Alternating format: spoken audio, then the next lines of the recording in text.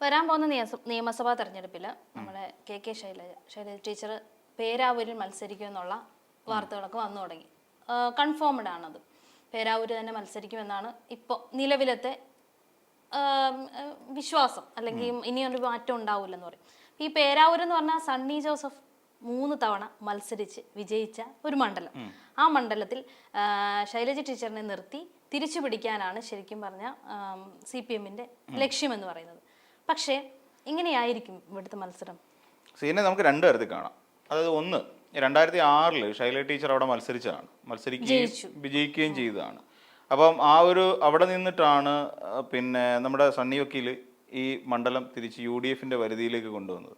UDF-ന്റെ അല്ലെങ്കിൽ ആ പേരാവൂർ എന്ന് പറയുന്ന മണ്ഡലത്തിൻ്റെ മൊത്തത്തിലുള്ള ചരിത്രം എടുത്ത് പരിശോധിച്ചാൽ തന്നെ ആ ശൈലജ ടീച്ചർ 2006 വിജയിച്ചത് ഒഴിച്ചാൽ പിന്നീട് ഒരു ഘട്ടത്തിലും ഇടതുപക്ഷ നേതൃത്വത്തിന് അല്ലെങ്കിൽ ഇടതുപക്ഷത്തിന് അത് കിട്ടിയിട്ടില്ല എന്നുള്ളതാണ് അവിടുത്തെ ഏറ്റവും പ്രധാനപ്പെട്ട ഒരു കാര്യം. അത്രത്തോളം പ്രാധാന്യമുള്ള ഒരു മേഖലയാണ്. അതോടൊപ്പം അവിടെ സഭയുടേതായ ഒരു വലിയ പ്രാമുഖ്യം കൂടി ആ മണ്ഡലത്തിൽ നമുക്ക് കാണാൻ സാധിക്കും എന്നുള്ളതാണ് അതിൻ്റെ ഏറ്റവും പ്രധാനപ്പെട്ട ഒരു സവിശേഷത.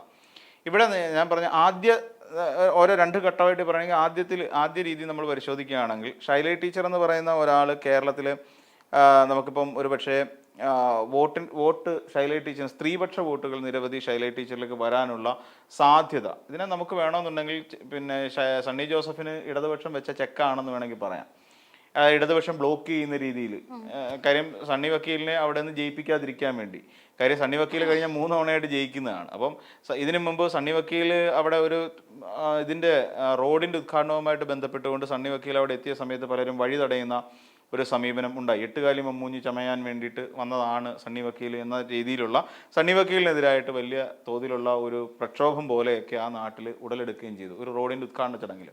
അപ്പോൾ അങ്ങനെ വരുമ്പം സണ്ണി ജോസഫ് എന്ന് പറയുന്ന ആൾ അവിടെ കുറേ കാലമായി MLA ആയിട്ടിരിക്കുന്ന സമയത്തും അവിടെ വലിയ പ്രാധാന്യത്തോടു കൂടി അവിടുത്തെ വികസന പ്രവർത്തനങ്ങളൊന്നും വേണ്ട രീതിയിൽ കോർഡിനേറ്റ് ചെയ്യാൻ സണ്ണി വക്കീലിന് കഴിഞ്ഞിട്ടില്ല എന്നുള്ളത് തന്നെ എടുത്തുയർത്തിക്കാട്ടിക്കൊണ്ട് ഒരു പ്രചരണ തന്ത്രം മെനഞ്ഞു കഴിഞ്ഞാൽ അതോടൊപ്പം തന്നെ സണ്ണി ജോസഫ് അവിടെ എന്തെങ്കിലും വികസനം ഉണ്ടായിട്ടുണ്ടെങ്കിൽ തന്നെ അത് ഇടതുപക്ഷത്തിൻ്റെ അക്കൗണ്ടിൽ തന്നെ വരുന്ന രീതിയിലുള്ള പ്രചരണ തന്ത്രമായിരിക്കണം അവിടെ ഉണ്ടാകേണ്ടത്. അങ്ങനെയാണെന്നുണ്ടെങ്കിൽ ഈ പറയുന്ന പോലെ സണ്ണി വക്കീലിനെ അവിടെ പരാജയപ്പെടുത്തി അവിടെ ഒരു അട്ടിമറി വിജയം എന്ന് പറയാൻ പറ്റുന്ന തരത്തിലുള്ള വിജയം. കാര്യം 3 വർഷമായി ജയിച്ചുകൊണ്ടിരിക്കുന്ന അല്ലെങ്കിൽ 3 ടേമുകളായിട്ട് ജയിച്ചുകൊണ്ടിരിക്കുന്ന ഒരാളെ UDF-ന്റെ ഒരു നേതാവിനെ പരാജയപ്പെടുത്തി ആ മണ്ഡലം തിരിച്ചു പിടിച്ചാൽ അതൊരു വലിയ വിജയമായി തന്നെ പരിഗണിക്കപ്പെടുകയും ചെയ്യും. അതോടുകൂടി KPCC അധ്യക്ഷൻ എന്നുള്ള സ്ഥാനത്ത് നിൽക്കുന്ന സണ്ണി ജോസഫിനെ സംബന്ധിച്ചിടത്തോളം അല്ലെങ്കിൽ UDF-നെ സംബന്ധിച്ചിടത്തോളം അതൊരു കനത്ത തിരിച്ചടിയായി മാറുമെന്നുള്ള കാര്യത്തിൽ സംശയം ഏതുമില്ല. പിന്നെ സണ്ണി വക്കീലിനെ സംബന്ധിച്ചിടത്തോളം അങ്ങനെ കുറേ കാര്യങ്ങൾ പിന്നെ നെഗറ്റീവായിട്ട് കുറേയധികം കാര്യങ്ങൾ പിന്നെ സണ്ണി ജോസഫുമായിട്ട് ബന്ധപ്പെട്ടുകൊണ്ട് ഉണ്ട്. ഒന്ന് പ്രധാനമായും അദ്ദേഹം KPCC അധ്യക്ഷനായിരിക്കുന്നത് തന്നെ ഏറ്റവും വലിയ നെഗറ്റീവാണ് എനിക്ക് തോന്നിയിട്ട്.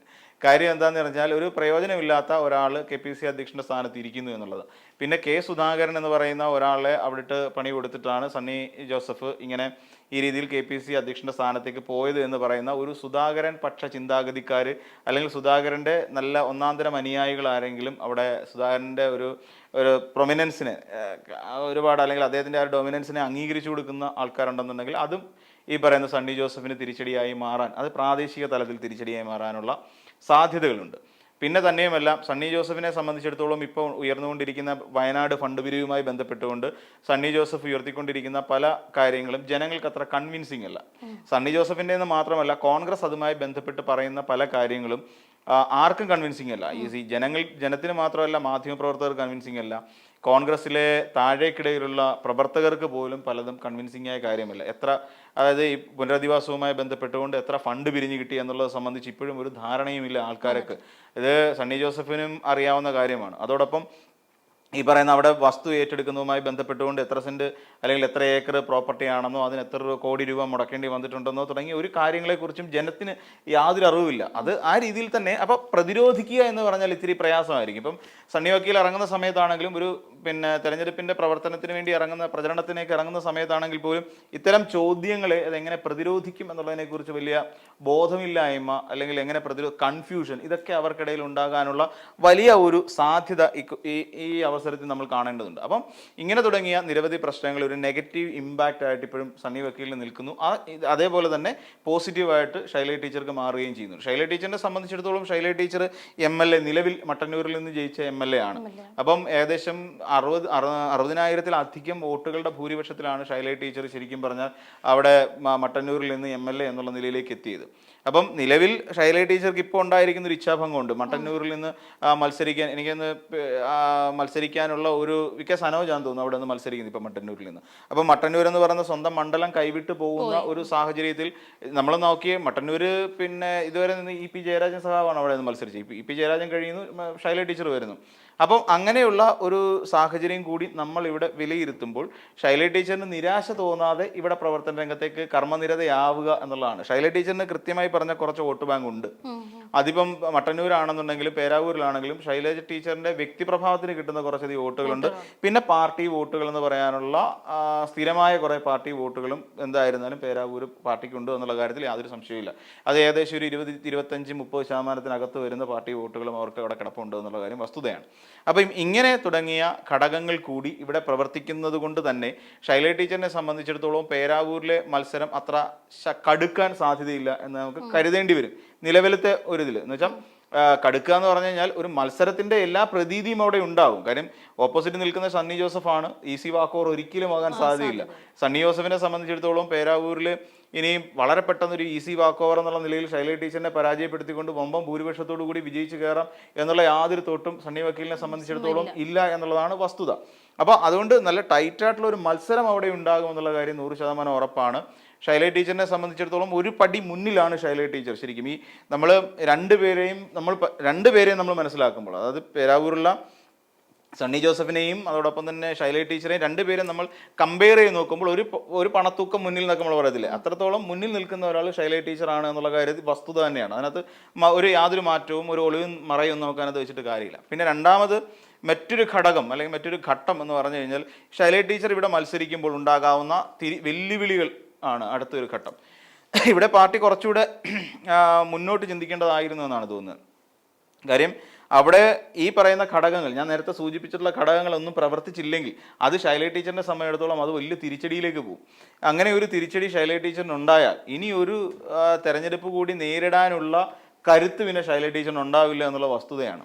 കാരണം തെരഞ്ഞെടുപ്പ് എന്ന് പറയുന്നത് ഇപ്പം തന്നെ ഒരു ഭരണവിരുദ്ധ വികാരമുണ്ട് എന്ന് വരുത്തി തീർക്കാൻ ശ്രമിച്ചുകൊണ്ടിരിക്കുന്നു. ഇതിനു മുമ്പ് ഞാൻ പറഞ്ഞ പോലെ എന്നാലും സർക്കാരിന് അനുകൂലമായ ചില ഘടകങ്ങൾ ഇപ്പോൾ നിലവിലുണ്ട് എന്നുള്ളതാണ് അവസ്ഥ. ഇപ്പം നമ്മുടെ ഇവിടുത്തെ വയനാട് ടൗൺഷിപ്പ് ഉദ്ഘാടനമൊക്കെ ആയിട്ട് ബന്ധപ്പെട്ടുകൊണ്ടും ഒക്കെ സർക്കാരിന് അനുകൂലമായ കുറച്ചധികം ഘടകങ്ങൾ ഇങ്ങോട്ടുണ്ട്. അപ്പോൾ അത്തരം ഘടകങ്ങൾ കൂടി നിലനിൽക്കുന്നുവെങ്കിൽ തന്നെയും ശൈലജ ടീച്ചറിനെ പോലെ ഒരാൾക്ക് വളരെ സേഫായിട്ടുള്ള ഒരു സോൺ കൊടുത്തിട്ട് അല്ലെങ്കിൽ ഒരു മണ്ഡലം കൊടുത്തുകൊണ്ട് ശൈലജ ടീച്ചറിന് ഇപ്പം മട്ടന്നൂർ ശൈലജ ടീച്ചറിനെ സംബന്ധിച്ചിടത്തോളം ഏറ്റവും പ്രധാനപ്പെട്ട ഒരു മണ്ഡലമാണ്. അവിടെ ശൈലജ ടീച്ചർ നിന്ന് കഴിഞ്ഞാൽ കണ്ണും പൂട്ടി ജയിക്കുമെന്നേ. അല്പം ഭൂരിപക്ഷം ഇത്തിരി കുറഞ്ഞിരുന്നാലും കണ്ണും പൂട്ടി ജയിക്കാൻ പറ്റിയൊരു മണ്ഡലമാണ്. പക്ഷെ ഇവിടെ അങ്ങനെയല്ല. പേരാവൂർ എന്ന് പറഞ്ഞു കഴിഞ്ഞാൽ അങ്ങനെയല്ല. കുറച്ച് ശക്തമായ പ്രവർത്തനം അവിടെ കാഴ്ചവെച്ചാൽ മാത്രമേ ശൈലജ ടീച്ചറിനോട് ജയിക്കാൻ പറ്റൂ. അപ്പം കുറച്ചുകൂടെ എളുപ്പത്തിൽ ജയിക്കാൻ പറ്റുന്ന മട്ടന്നൂർ പോലെ ഒരു മണ്ഡലം കൊടുത്തിട്ട് VK സനോജിനെ പോലെയുള്ള നേതാക്കന്മാരെ അടുത്ത ട്രാക്കിലേക്ക് അല്ലെങ്കിൽ അടുത്ത തവണയിലേക്ക് പരിഗണിക്കത്തക്ക രീതിയിൽ ഇവിടെ ഇയാൾക്കെതിരെ സണ്ണി വക്കീലിനെതിരെ കൊണ്ടിട്ടിരുന്നെങ്കിലും ഈ ഒരു പ്രതിസന്ധി ഉണ്ടാകില്ലായിരുന്നു.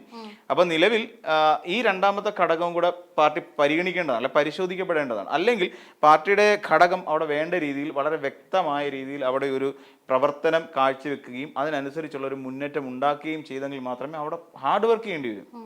പിന്നെ തന്നെയല്ല, അങ്ങനെ അവിടെ അത്ര ഹാർഡ് വർക്ക് ചെയ്തിട്ടും അതിൽ നിന്നൊരു പ്രയോജനം പാർട്ടിക്ക് കിട്ടുന്നില്ല എങ്കിൽ, അല്ലെങ്കിൽ ടീച്ചറിന് കിട്ടുന്നില്ല എങ്കിൽ ടീച്ചർ ഒരുപക്ഷെ പാർട്ടി ഈ പറയുന്ന പ്രവർത്തനം അവസാനിപ്പിക്കേണ്ടി വരും. രാഷ്ട്രീയ പ്രവർത്തനത്തിൽ നിന്ന് ശൈലജ ടീച്ചർ എന്ന് പറയുന്ന നേതാവ് പിന്നോക്കം പോകേണ്ടി വരും. കാര്യം ശൈലജ ടീച്ചർ നമുക്കറിയാം 2 തവണ MLA ആയി. ഇപ്പം പറഞ്ഞാൽ എനിക്ക് ഉറപ്പായിട്ട് പറയാൻ പറ്റും, ഈ നമ്മുടെ ഐഷ പോറ്റി പോയതുപോലെയൊന്നും ഇറങ്ങിപ്പോയി വേറെ BJPയിലേക്കും അവിടുന്ന് കോൺഗ്രസിലേക്കും ഒന്നും പോകുന്ന ഒരു സമീപനമൊന്നും ശൈലജ ടീച്ചറിന്റെ ഭാഗത്തും ഉണ്ടാവില്ല. അത് വേറൊരു കാര്യം. എന്നാലും ശൈലജ ടീച്ചറിന് ഉണ്ടാകാവുന്ന ഒരു ഇച്ഛാഭംഗമുണ്ട്. അടുത്ത തവണ ഒരു മിനിസ്റ്റർ എന്നുള്ള നിലയിലേക്ക് ശൈലജ ടീച്ചർ മാറും എന്ന് ടീച്ചറിന് തന്നെ ഏറെക്കുറെ ഉറപ്പുണ്ടായിരുന്നു. അടുത്തൊരു തെരഞ്ഞെടുപ്പ് ഉണ്ടാകുമ്പോൾ അതിനൊക്കെ ഏൽക്കുന്നൊരു മങ്ങലായിരിക്കും. അതുകൊണ്ട് ശൈലജ ടീച്ചർ ചിലപ്പോൾ തെരഞ്ഞെടുപ്പിൽ പിന്നെ ഈ ഒരു തെരഞ്ഞെടുപ്പോട് കൂടി തന്നെ ശൈലജ ടീച്ചർ ഇപ്പോൾ പിന്നോക്കം വലിയാനുള്ള സാധ്യത കൂടി ഇതിനകത്ത് കാണുന്നുണ്ട്. അപ്പം പാർട്ടി കുറച്ചുകൂടെ അവിടെ ഒന്നുകിൽ കുറച്ചുകൂടെ മെക്കാനിസം കുറച്ചുകൂടെ ശക്തമാക്കുക, മെഷീനറീസ് കൂടുതൽ ശക്തമാക്കുക, പ്രവർത്തനം കൂടുതൽ ശക്തമാക്കുക എന്നുള്ളതാണ് ഇപ്പോൾ പേരാവൂർ ചെയ്യാൻ പറ്റുന്ന ഏക മാർഗം.